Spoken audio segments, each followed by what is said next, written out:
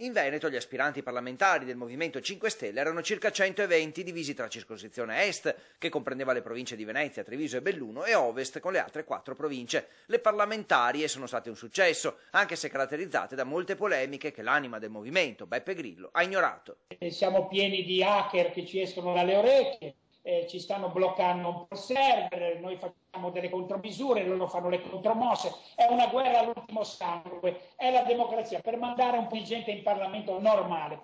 Ora chi è stato più votato sarà inserito nelle liste elettorali per le candidature al Parlamento e i sondaggi sono favorevoli ai grillini, tanto più in queste ore di confusione per il centrodestra e per il governo.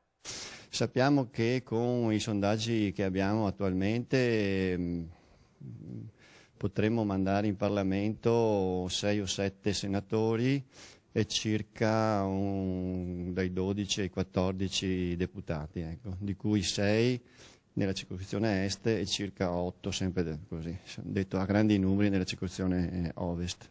Ai primi posti impiegati, dipendenti pubblici, insegnanti e disoccupati e il 55% di donne. Una cinquantina i veneti che potranno essere votati alle prossime politiche per la Camera, 24 al Senato. Tra i più cliccati 3 veneziani, un bellunese, 2 trevigiani, la 27enne Arianna Spessotto di San Donà, ex commessa disoccupata, avvicinatasi alla politica e al movimento solo 5 anni fa.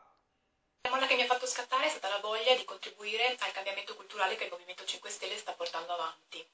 E poi Francesca Businarolo, 29 anni, legale di Verona.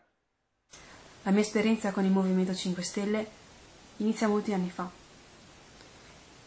E inizialmente assistevo agli spettacoli di Grillo nei palazzetti. Per il Senato in lizza la trevigiana Paola De Pin, paladina della lotta per i diritti dei precari. Mi candido con il Movimento 5 Stelle per difendere il mio comune dalla devastazione sia urbanistica che ambientale. E poi Enrico Cappelletti, che è un'azienda della Green Economy a Vicenza. Felicissimamente sposato con Viviana, così mi sono conquistato almeno il voto di mia moglie. Quando ho ricevuto l'email dallo staff di Grillo che mi chiedeva se desiderassi candidarmi alle politiche, ho pensato che si trattasse di uno scherzo. Ora si passa alla fase di stesura delle candidature e alla campagna elettorale. Adesso dobbiamo formare effettivamente le liste, che c'è una lunga graduatoria, dopodiché cominceremo a raccogliere le firme, faremo dei firma day.